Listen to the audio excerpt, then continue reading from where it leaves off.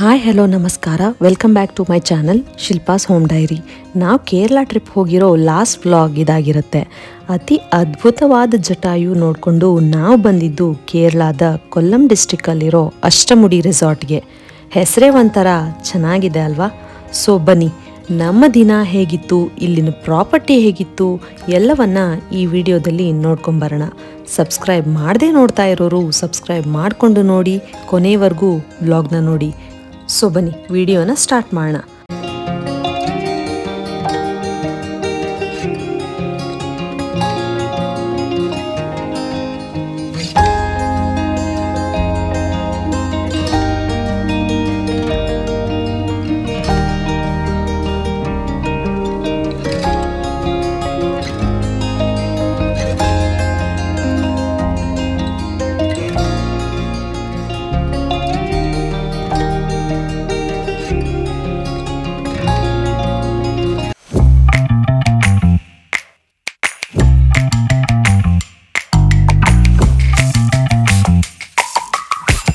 ರೆಸಾರ್ಟ್ಗೆ ಹೋಗೋದಕ್ಕಿಂತ ಮುಂಚೆ ನಮಗೆ ಒಂದು ಟೆಂಪಲ್ ಸಿಕ್ತು.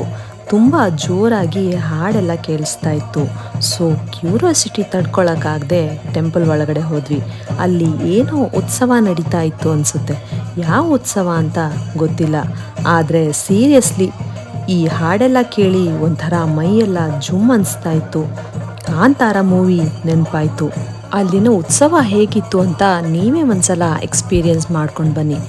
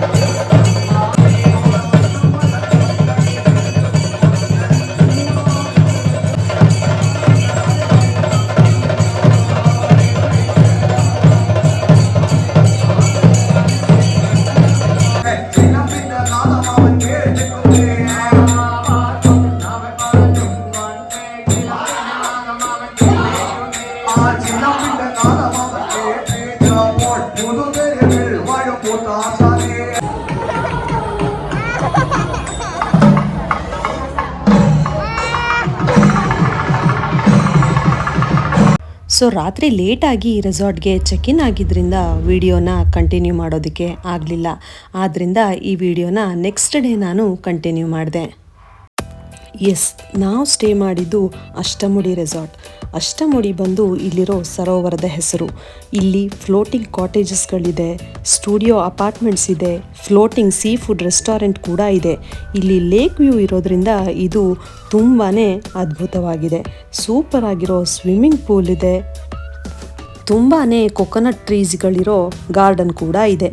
ಯಾವ ರೀತಿ ಇದೆ ಅಂತ ನೀವೇ ಒಂದ್ಸಲ ನೋಡ್ಕೊಂಡು ಬನ್ನಿ.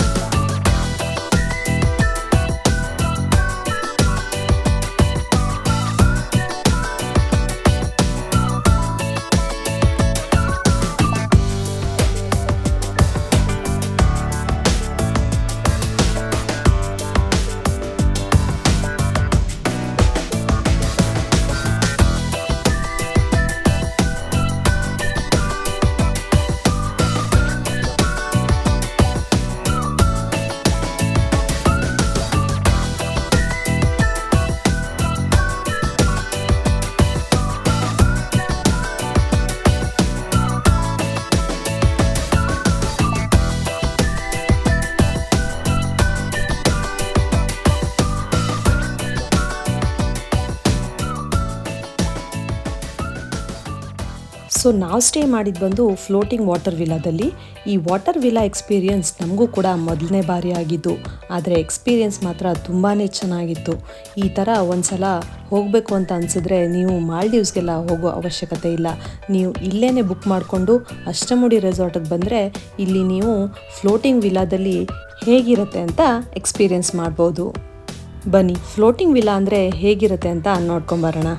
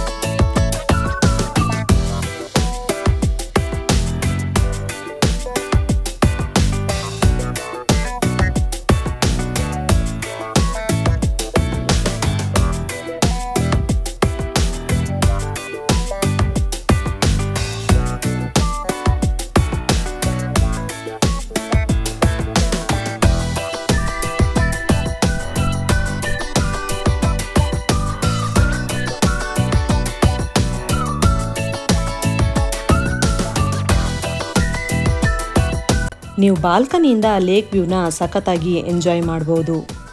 ಇಲ್ಲಿ ಸೇಫ್ಟಿ ಪರ್ಪಸ್ ಆಗಿ ಇಲ್ಲಿ ನೆಟ್ ಕೂಡ ಹಾಕಿದ್ದಾರೆ. ಯಾಕಂದರೆ ಈವ್ನಿಂಗ್ ಟೈಮ್ ಒಂದೊಂದ್ಸಲ ಚಿಕ್ಕದಾಗಿರೋ ಹುಳ ಆಗಲಿ ಕಾಕ್ರೋಚ್ ಆಗಲಿ ಮತ್ತು ಮಕ್ಕಳು ಕೂಡ ಇದ್ದರೆ ಈ ಥರ ನೆಟ್ ಇದ್ದರೆ ತುಂಬಾ ಸೇಫ್ಟಿ ಆಗಿರುತ್ತೆ. ಈ ವ್ಯೂವಿಂದ ಇಲ್ಲಿ ನೋಡಿ ಕಾಟೇಜಸ್ ಎಲ್ಲ ಎಷ್ಟು ಚೆನ್ನಾಗಿ ಕಾಣಿಸ್ತಾ ಇದೆ, ನೀರು ಮೇಲೇ ತೇಲ್ತಾ ಇದೆ ಅನ್ಬೋದು, ಆ ಥರ ಕಾಣಿಸ್ತಾ ಇದೆ. ಆದ್ದರಿಂದನೇ ಇದನ್ನೆಲ್ಲ ಫ್ಲೋಟಿಂಗ್ ವಿಲ್ಲಾಸ್ ಅಂತ ಹೇಳ್ತಾರೆ. ಇಲ್ಲಿ ವ್ಯೂವನ್ನು ನೀವು ಈವ್ನಿಂಗ್ ಟೈಮ್ ಎಂಜಾಯ್ ಮಾಡ್ಬೋದು.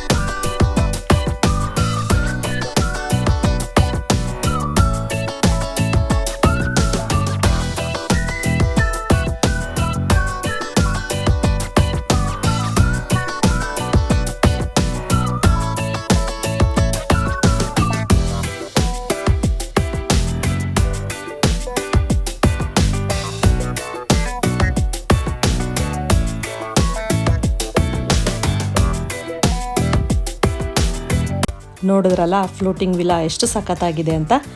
ಆಲ್ರೆಡಿ ಈವ್ನಿಂಗ್ ಟೈಮ್ ಆಗೋಕ್ಕೆ ಬಂದಿದ್ದರಿಂದ ನಾವು ಬಿಸಿಲು ಕೂಡ ಜಾಸ್ತಿ ಇರೋದ್ರಿಂದ ಸ್ವಲ್ಪ ಪೂಲಲ್ಲಿ ಆಟ ಆಡ್ಕೊಂಬರೋಣ ಅಂತ ಪೂಲ್ಗೆ ಹೋಗೋಣ ಅಂತ ಫ್ರೆಶ್ ಅಪ್ ಆಗಿಬಿಟ್ಟು ರೆಡಿಯಾಗಿ ಇವಾಗ ಪೂಲ್ ಕಡೆ ಬಂದ್ವಿ. ಅಷ್ಟರಲ್ಲಿ ನನ್ನ ಮಗ ಕೆಳಗಡೆ ಬಿದ್ದುಬಿಟ್ಟು ಕಾಲಿಗೆ ತುಂಬಾ ಏಟ್ ಮಾಡ್ಕೊಂಡ್ಬಿಟ್ಟ. ಅವನಿಗೆ ರಿಸೆಪ್ಷನ್ಗೆ ಕರ್ಕೊಂಡು ಹೋಗ್ಬಿಟ್ಟು ಸೊ ಫಸ್ಟ್ ಏಡ್ ಮಾಡಿಸ್ಕೊಂಡು ಇವಾಗ ಸ್ವಲ್ಪ ಹೊತ್ತು ಪೂಲಲ್ಲಿ ಆಟ ಆಡೋದಕ್ಕೆ ಬಂದ್ವಿ. ಬೆಳಗ್ಗೆಯಿಂದ ಅವನೇ ಪೂಲಲ್ಲಿ ಆಡಬೇಕು ಅಂತ ತುಂಬ ಆಸೆ ಪಡ್ತಾ ಇದ್ದ. ಆದರೆ ಬಿದ್ದು ಕಾಲಿಗೆ ಏಟ್ ಮಾಡ್ಕೊಂಡಿದ್ರಿಂದ ಅವನಿಗೆ ಪೂಲ್ಗೆ ಇಳಿಯೋದಕ್ಕೆ ಆಗಲಿಲ್ಲ. ನಾವೆಲ್ಲ ಸ್ವಲ್ಪ ಹೊತ್ತು ಪೂಲಲ್ಲಿ ಎಂಜಾಯ್ ಮಾಡಿದ್ವಿ.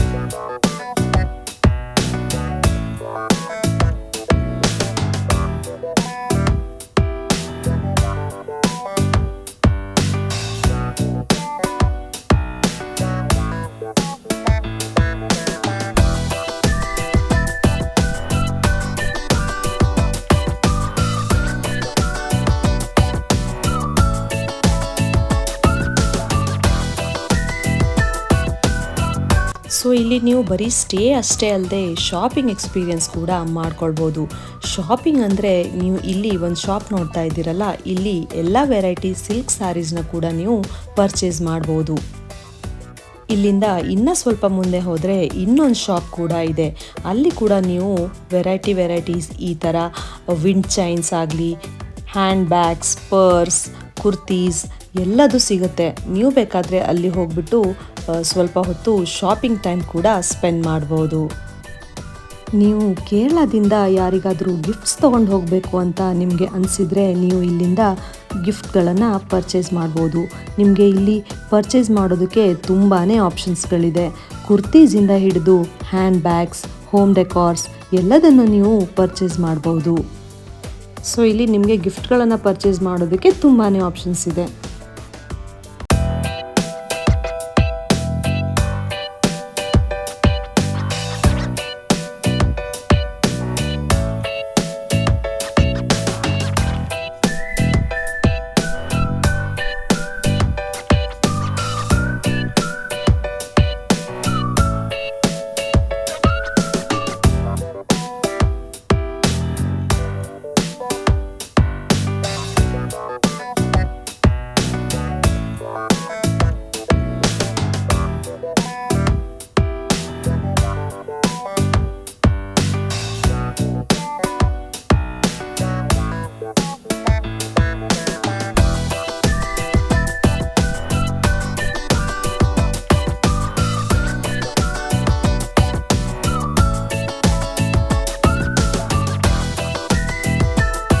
ಸೊ ಈವ್ನಿಂಗ್ ಟೈಮಲ್ಲಿ ಇಲ್ಲಿ ಕೆಲವೊಂದು ಈವೆಂಟ್ಸ್ ಕೂಡ ನಡೆಯುತ್ತೆ. ಸೊ ಅಲ್ಲಿರೋ ಹ್ಯಾಪಿ ಹಬ್ಬಲ್ಲಿ ಏನು ಈವೆಂಟ್ ನಡೀತಾ ಇದೆ ಅಂತ ನೋಡೋದಕ್ಕೆ ನಾವೆಲ್ಲ ಅಲ್ಲಿಗೆ ಹೋದ್ವಿ. ಸೊ ಇಲ್ಲಿ ಇಂಡೋರ್ ಆ್ಯಕ್ಟಿವಿಟೀಸ್ ಕೂಡ ಇದೆ. ಇಲ್ಲಿ ನಾವು ಇಂಡೋರ್ ಆ್ಯಕ್ಟಿವಿಟೀಸ್ಗೆ ಹೋಗ್ಬಿಟ್ಟು ಇಲ್ಲಿ ಸ್ವಲ್ಪ ಹೊತ್ತು ಟೈಮನ್ನು ಸ್ಪೆಂಡ್ ಮಾಡ್ಬೋದು. ಅಂದರೆ ಇಲ್ಲಿ ಆಟ ಆಡೋದಕ್ಕೆ ಟೇಬಲ್ ಟೆನ್ನಿಸ್, ಕೇರಮ್ ಆಗಲಿ ಈ ಥರ ಎಲ್ಲ ಗೇಮ್ಸ್ ಕೂಡ ಇದೆ. ಇದನ್ನೆಲ್ಲ ನಾವು ಆಟ ಆಡಿಬಿಟ್ಟು ಎಂಜಾಯ್ ಮಾಡ್ಬೋದು.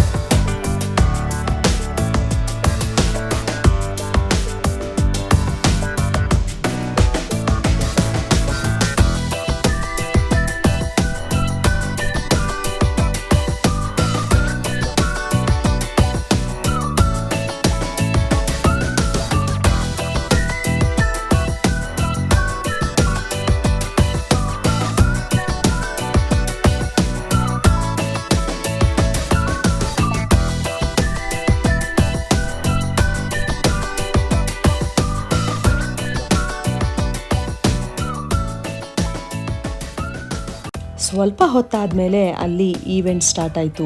ಇಲ್ಲಿ ಎಲ್ಲರೂ ಫ್ಯಾಮಿಲಿ ಜೊತೆಗೆ ಟೈಮ್ ಸ್ಪೆಂಡ್ ಮಾಡೋದಕ್ಕೆ ಅಂತ ಬಂದಿರ್ತಾರೆ. ಆದ್ದರಿಂದ ಇಲ್ಲಿ ಫ್ಯಾಮಿಲಿ ಮೆಂಬರ್ಸ್ಗೆ ಎಲ್ಲರಿಗೂ ಸೇರಿಸ್ಕೊಂಡು ಕೆಲವೊಂದು ಗೇಮ್ಸನ್ನು ಕೂಡ ಆಟ ಆಡಿಸಿದ್ರು. ನೋಡಿ ಎಲ್ಲರೂ ಎಷ್ಟು ಚೆನ್ನಾಗಿ ಎಂಜಾಯ್ ಮಾಡಿಕೊಂಡು ಗೇಮ್ಸನ್ನು ಆಟ ಆಡಿಸ್ತಾರೆ. ಮನೇಲಿ ಯಾವಾಗಲೂ ಟಿ ವಿ, ಮೊಬೈಲ್, ಕೆಲಸ, ಮನೆ ಕೆಲಸ, ಆಫೀಸ್ ಕೆಲಸ ಅಂತ ಎಲ್ಲ ಟೈಮ್ ಸ್ಪೆಂಡ್ ಮಾಡೋರು ಇಲ್ಲಿಗೆ ಹೋದ್ಮೇಲೆ ಒಂದು ಕ್ವಾಲಿಟಿ ಟೈಮನ್ನು ನಾವು ಸ್ಪೆಂಡ್ ಮಾಡಬಹುದು. ಈ ಥರ ಎಲ್ಲ ಮನೆಯಲ್ಲಿ ಎಲ್ಲಿ ಟೈಮ್ ಸ್ಪೆಂಡ್ ಮಾಡೋಕ್ಕಾಗತ್ತೆ ಹೇಳಿ. ಆದ್ದರಿಂದ ಈ ಥರ ಎಲ್ಲ ಹೊರಗಡೆ ಹೋದಾಗ ಫ್ಯಾಮಿಲಿ ಟೈಮನ್ನು ತುಂಬ ಚೆನ್ನಾಗಿ ಸ್ಪೆಂಡ್ ಮಾಡ್ಬೋದು. ಮತ್ತು ಸಿಂಗಿಂಗ್ ಶೋ ಕೂಡ ಇತ್ತು. ಅವರು ಎಷ್ಟು ಚೆನ್ನಾಗಿ ಹಾಡು ಹೇಳ್ತಾಯಿದ್ರು ಅಂದರೆ ಒಂಥರ ಕೇಳಿದ್ರೇ ರಿಲ್ಯಾಕ್ಸ್ಡ್ ಅನಿಸ್ತು. ಆ ಕಡೆ ಈ ಕಡೆ ನೋಡೋ ಅಷ್ಟರಲ್ಲೇ ಆವತ್ತಿನ ದಿನ ಮುಗ್ದೋಯ್ತು. ಮತ್ತು ನಾವು ಚೆಕ್ಔಟ್ ಮಾಡಿ ವಾಪಸ್ ಊರಿಗೆ ಹೋಗೋ ಟೈಮ್ ಬಂದುಬಿಡ್ತು. ಮಧ್ಯರಾತ್ರಿ ಫ್ಲೈಟ್ ಇದ್ದಿದ್ದರಿಂದ ನಾವು ಅಲ್ಲಿಂದ ರಾತ್ರಿನೇ ಚೆಕ್ಔಟ್ ಮಾಡಿಬಿಟ್ಟು ಏರ್ಪೋರ್ಟ್ಗೆ ಹೊರಟ್ವಿ. ಇಲ್ಲಿಂದ ಏರ್ಪೋರ್ಟ್ ಬಂದು 2.5 hours ಟೈಮ್ ಹಿಡಿಯುತ್ತೆ. ಆದ್ದರಿಂದ ಮುಂಚೆನೇ ಟ್ಯಾಕ್ಸಿ ಬುಕ್ ಮಾಡಿಕೊಂಡು ಏರ್ಪೋರ್ಟ್ ಕಡೆ ಹೊರಟ್ವಿ. ಸೊ ರಿಟರ್ನ್ ಜರ್ನಿ ಮತ್ತು ಫ್ಲೈಟ್ ಜರ್ನಿ ಆಗಿದ್ದರಿಂದ ಮಕ್ಕಳು ವೇಟ್ ಮಾಡ್ತಾಯಿದ್ರು ಯಾವಾಗ ಫ್ಲೈಟಲ್ಲಿ ಹೋಗ್ತೀವಿ ಅಂತ. ಸೊ ರಿಟರ್ನ್ ಜರ್ನಿ ಕೂಡ ಮಕ್ಕಳು ಎಂಜಾಯ್ ಮಾಡಿದ್ರು.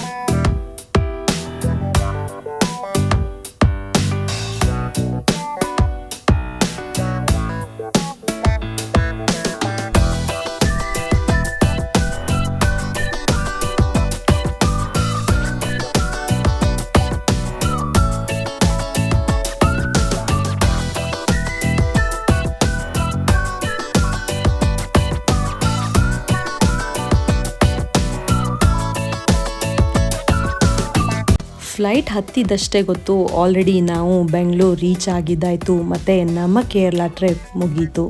ಸೊ ಈ ಕೇರಳ ಟ್ರಿಪ್ಪನ್ನು ನಾವು ತುಂಬಾ ಎಂಜಾಯ್ ಮಾಡಿದ್ವಿ ಮತ್ತು ಲೈಫಲ್ಲಿ ಇದು ಒಂಥರ ಮೆಮೊರಿ ಅಂತಲೇ ಹೇಳ್ಬೋದು, ಅಷ್ಟು ಚೆನ್ನಾಗಿತ್ತು.